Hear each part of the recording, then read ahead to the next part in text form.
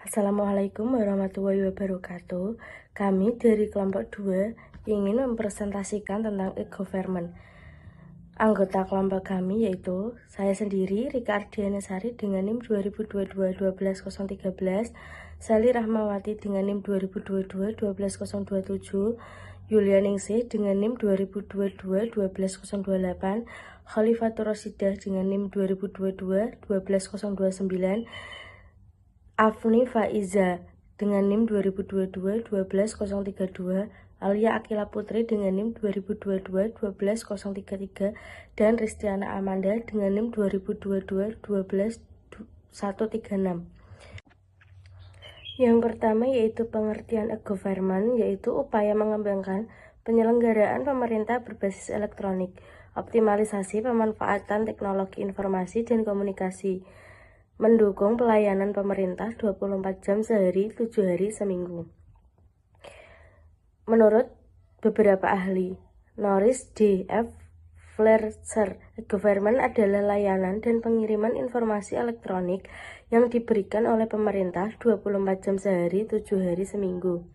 Government yaitu teknologi informasi untuk memberikan layanan publik, penataan, birokrasi, dan komunikasi pemerintah yang demokratis. Selanjutnya yaitu konsep e-readiness. IBM mendefinisikan e-readiness adalah ukuran kualitas, infrastruktur, informasi, dan teknologi komunikasi suatu negara dan kemampuan untuk dapat digunakan oleh para konsumen, bisnis, dan pemerintah itu sendiri.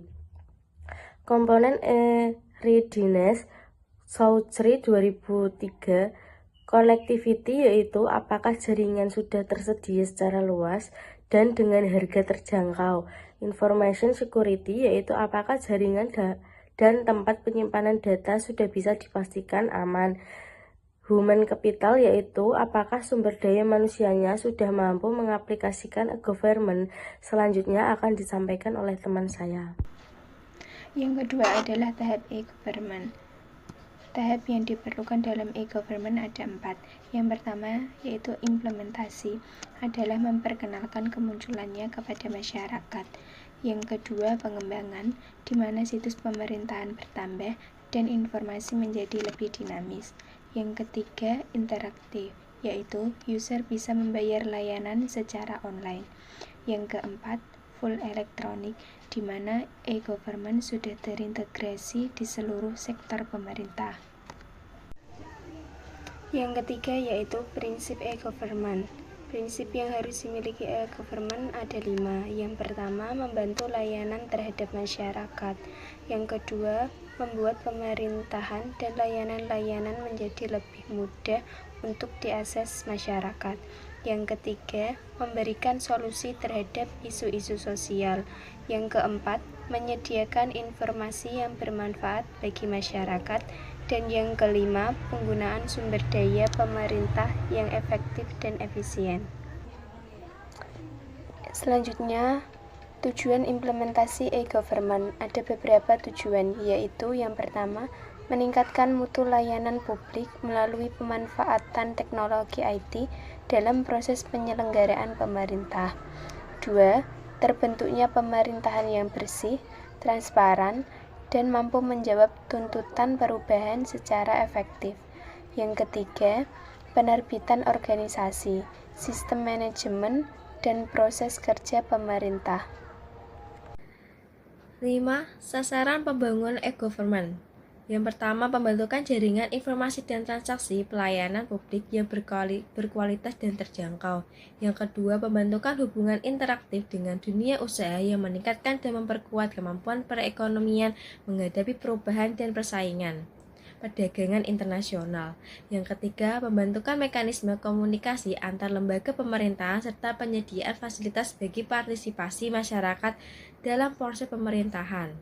Yang keempat, pembentukan sistem manajemen dan proses kerja yang transparan dan efisien serta memperlancar transaksi dan layanan antar lembaga pemerintah. Selanjutnya, transformasi menuju e-government. Beberapa contoh fungsi kepemerintahan yang menyelenggarakan dapat dibantu melalui sistem elektronika adalah yang pertama pelayanan masyarakat, yang kedua kepegawaian, Yang ketiga keuangan, dan yang terakhir adalah pengelolaan aset dan sebagainya. Government to e-government yang dibedakan menjadi dua. Yang pertama transformasi, dibagi menjadi 5 aspek. Yang pertama manajemen perubahan budaya kerja, SOP dan kebijakan politik, peraturan dan perundungan, dan leadership. Nah, yang kedua itu pemanfaat ICT, penggunaan internet, penggunaan infrastruktur telematika, penggunaan sistem aplikasi, standarisasi metadata, transaksi elektronika, electronic data interchange, dan yang terakhir electronic documentation. Kerangka arsitektur e-government. Salah satu kunci e-government adalah pemanfaatan teknologi informasi dan komunikasi. Ini artinya ada unsur-unsur teknologi informasi dan komunikasi seperti sistem aplikasi, sistem infrastruktur, jaringan telematika, dan lain-lain yang dipakai dalam proses penyelenggaraan pemerintahan. Beberapa hal mendasar tentang pemanfaatan teknologi informasi dan komunikasi ini berkaitan dengan 1. Penggunaan internet, 2. Penggunaan infrastruktur telematika, 3. Penggunaan sistem aplikasi, 4. Standarisasi metadata, 5. Transaksi dan pertukaran data elektronik, 6. Sistem dokumentasi elektronik. Berikut merupakan gambar yang menunjukkan kerangka arsitektur e-government. Kerangka ini adalah fondasi yang memandu pengembangan sistem e-government. Perhatikan dua pilar vertikal yang menopang kerangka ini. Di kiri adalah kebijakan dan manajemen perubahan yang harus menjadi panduan utama. Di kanan adalah kerangka peraturan dan yang terpenting, kebutuhan masyarakat. Ini menegaskan bahwa teknologi harus selalu tunduk pada regulasi dan orientasi pelayanan publik. Ada 5 lapisan yang saling terhubung dari bawah ke atas. Lapisan dasar infrastruktur. Di bagian bawah kita memiliki infrastruktur dan aplikasi dasar. Ini mencakup tools pendukung seperti e-billing, e-brosur, dan aplikasi dasar seperti intranet dan manajemen data. Ini adalah basis teknis kita. Lapisan pengelolaan informasi. Lapisan di atasnya adalah organisasi pengelolaan dan pengolahan informasi yang mengelola data dari kementerian, lembaga, dan utilitas publik. Ini adalah inti dari integritas data pemerintah. Lapisan pelayanan publik. Kemudian kita sampai pada portal pelayanan publik. Ini adalah layanan inti pemerintah yang mencakup sektor-sektor krusial seperti pendidikan, kesehatan, kependudukan, dan perpajakan. Ini adalah tempat nilai e-government dirasakan langsung oleh masyarakat. Lapisan akses. Di bagian atas, akses memastikan layanan dapat dijangkau melalui jaringan telekomunikasi dan internet akses. Ini adalah pintu gerbang bagi pengguna. Gambar selanjutnya adalah gambar aplikasi e-government. Lapisan dasar atau tingkat paling bawah ada aplikasi dasar umum berwarna kuning. Ini adalah aplikasi backbone atau general application yang wajib dimiliki dan digunakan bersama oleh seluruh instansi pemerintah. Sistem pengelolaan SDM atau keuangan. Lapisan fungsional atau orientasi aplikasi, tepat di atasnya kita melihat pengelompokan berdasarkan orientasi pengguna berwarna merah muda yang dibagi menjadi 3 kelompok utama. Pertama, Public Oriented Application Group. Aplikasi ini berfokus pada layanan berorientasi publik atau interaksi G2C, Government to Citizen. Contohnya adalah portal perizinan atau layanan kependudukan online. Selanjutnya, Business Oriented Application Group, aplikasi untuk layanan berorientasi bisnis atau G2B, seperti layanan perpajakan atau pendaftaran usaha bagi pelaku bisnis. Selanjutnya, Government Oriented Application Group, aplikasi untuk layanan berorientasi pemerintah atau G2G yang mendukung koordinasi dan operasional internal antar instansi pemerintah. Lapisan layanan bersama atau service. Di atas aplikasi fungsional kita memiliki shared service. Ini adalah komponen layanan yang dapat digunakan ulang oleh semua aplikasi di bawahnya. Meningkatkan efisiensi dan interoperabilitas seperti layanan autentifikasi tunggal atau notifikasi bersama. Lapisan paling atas, puncaknya adalah e-government portal yang berfungsi sebagai gerbang tunggal bagi masyarakat dan internal pemerintah untuk mengakses seluruh layanan. pilar komunikasi dan keamanan. Sangat penting. Di sisi kanan kita melihat pilar hijau, Internet Enable Inter Application Communication and Security Service. Ini memastikan bahwa seluruh aplikasi dapat berkomunikasi dengan aman, menjadi tulang punggung dari integrasi sistem kita. Dan selanjutnya yaitu ada jenis-jenis e-government. E-government dibagi menjadi beberapa jenis, di antaranya yaitu yang pertama ada government to citizen atau biasa disingkat G2C. Government jenis ini merupakan bentuk layanan pemerintah kepada masyarakat dengan memanfaatkan teknologi informasi. Tujuannya yaitu untuk mempermudah masyarakat dalam mengakses berbagai layanan publik dan informasi. Contohnya yaitu seperti layanan pajak online, jaminan sosial digital, pencarian lowongan pekerjaan, serta berbagai layanan lainnya yang bisa diakses dengan mudah melalui internet. Kemudian yang kedua ada government to business atau biasa disingkat G2B, merupakan bentuk hubungan antara pemerintah dengan para pelaku bisnis, baik dari skala menengah maupun skala kecil. Tujuan utamanya yaitu untuk memberikan kemudahan bagi para pelaku bisnis untuk menjalankan kegiatan usaha mereka. Contohnya yaitu para pelaku bisnis bisa mendapatkan informasi dengan mudah mengenai pajak perusahaan, peraturan pemerintah terkait hukum bisnis, proses pendaftaran usaha, hingga peluang atau bisnis baru. Kemudian yang ketiga ada government to government atau biasa disingkat G2G. Jenis government ini merupakan bentuk kerjasama antar lembaga pemerintah. Tujuannya yaitu untuk mempermudah pertukaran data dan informasi serta meningkatkan koordinasi dan efisiensi kerja antar instansi pemerintah. Contohnya yaitu bisa berupa platform komunikasi antar lembaga, konsultasi online antar instansi, atau sistem pendidikan daring bagi aparatur pemerintah. Dan yang terakhir yaitu ada government to employees. Jenis ini ditujukan untuk pegawai pemerintah atau pegawai negeri. Tujuannya yaitu untuk meningkatkan kinerja dan kesejahteraan pegawai melalui sistem berbasis teknologi. Salah satu contoh nyatanya yaitu bisa dilihat di www.sdm.depku.go.id yang menyediakan berbagai layanan bagi pegawai di lingkungan Kementerian Keuangan. Kemudian selanjutnya yaitu ada hambatan dari e-government. Yang pertama yaitu kultur berbagi informasi belum ada. Di Indonesia, kebiasaan untuk saling berbagi data untuk mempermudah urusan belum sepenuhnya terbentuk karena masih banyak oknum yang justru mempersulit proses untuk mendapatkan informasi.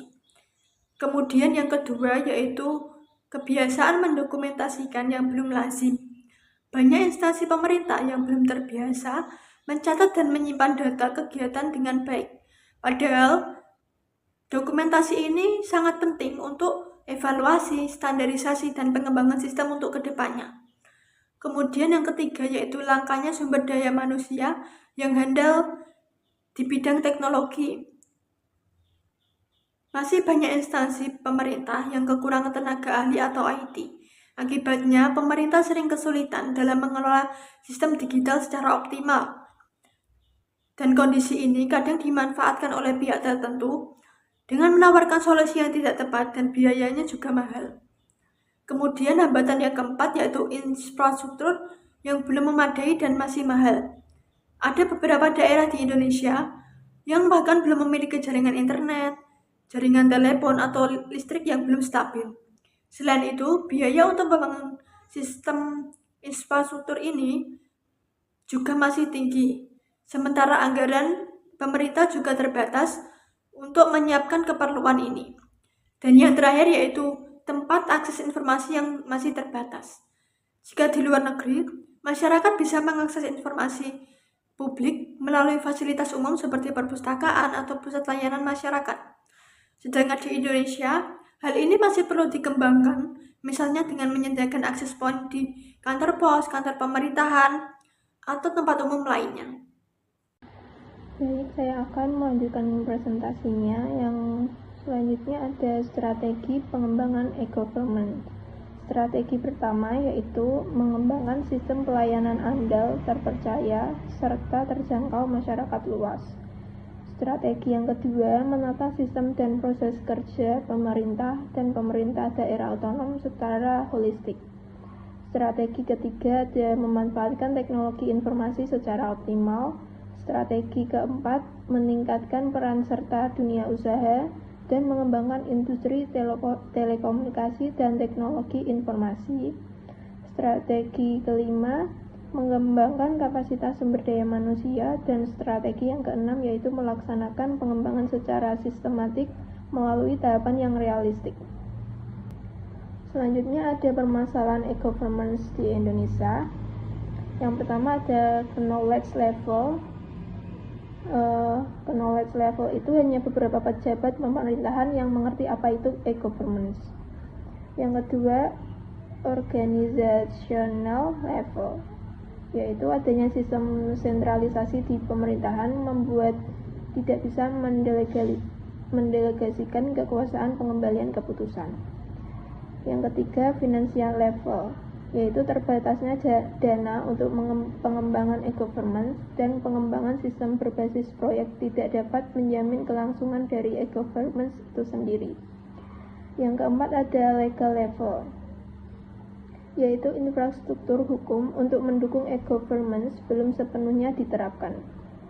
Yang kelima ada manajemen level, yaitu proyek-proyek e-governance biasanya tidak direncanakan dan dikelola dengan baik. Yang keenam ada technical level, yaitu keterbatasan sarana prasarana dan akses terhadap e-governance. Dan yang ketujuh ada culture level, yaitu masih ada hambatan kecepatan pengembangan antara teknologi informasi dan komunikasi dan perubahan kebudayaan. Selanjutnya, bidang e-government. Bidang e-government memiliki dua aspek utama. Yang pertama, online service atau layanan online. Ini adalah cara pemerintah memberikan pelayanan kepada masyarakat dan dunia bisnis dengan lebih sederhana dan mudah. Contohnya, melalui pembayaran retribusi online, pembayaran pajak online, dan perizinan secara online. Dengan adanya layanan online, masyarakat tidak perlu lagi datang ke kantor pemerintah, mengantri atau mengisi formulir secara manual. Semua bisa dilakukan dari rumah atau kantor, kapan saja dan di mana saja. Yang kedua, government operation atau operasi pemerintah. Ini adalah kegiatan internal pemerintah, terutama yang melibatkan pegawai yang disederhanakan melalui penggunaan teknologi. Contohnya, e-procurement, pengadaan barang dan jasa secara elektronik, dan manajemen dokumen digital. Dengan adanya operasi pemerintah yang terdigitalisasi, proses administrasi lebih cepat, akurat, dan efisien. Selain itu, resiko kehilangan atau kerusakan dokumen juga dapat diminimalkan berdasarkan dua aspek tersebut. Jenis-jenis proyek e-government dapat dibagi menjadi 3 kelas utama. Yang pertama, publikasi. Proyek ini berfokus pada penyediaan informasi kepada publik melalui website, aplikasi, atau media sosial. Tujuannya adalah untuk meningkatkan transparansi dan memberikan akses informasi yang lebih luas kepada masyarakat. Yang kedua, interaksi. Proyek ini memungkinkan interaksi dua arah antara pemerintah dan masyarakat. Contohnya, forum diskusi online, survei kepuasan pelanggan, atau layanan pengaduan masyarakat. Tujuannya adalah untuk meningkatkan partisipasi masyarakat dalam pengambilan kebijakan dan meningkatkan kualitas pelayanan publik. Yang ketiga, transaksi. Proyek ini memfasilitasi transaksi online antara pemerintah dan masyarakat. Contohnya, pembayaran pajak online, pendaftaran perizinan online, atau pembelian produk atau layanan pemerintah secara online. Tujuannya adalah untuk meningkatkan efisiensi dan kenyamanan dalam berurusan pemerintah. Dengan memahami ketiga kelas utama proyek e-government ini, kita dapat melihat bagaimana teknologi dapat mengubah cara pemerintah bekerja dan melayani masyarakat. E-government bukan tentang digitalisasi, tetapi juga tentang transformasi budaya kerja dan peningkatan kualitas pelayanan publik. Sekian presentasi dari kelompok kami. Apabila ada pertanyaan, silahkan ditanyakan di forum yang sudah disediakan. Saya akhiri. Wassalamualaikum warahmatullahi wabarakatuh.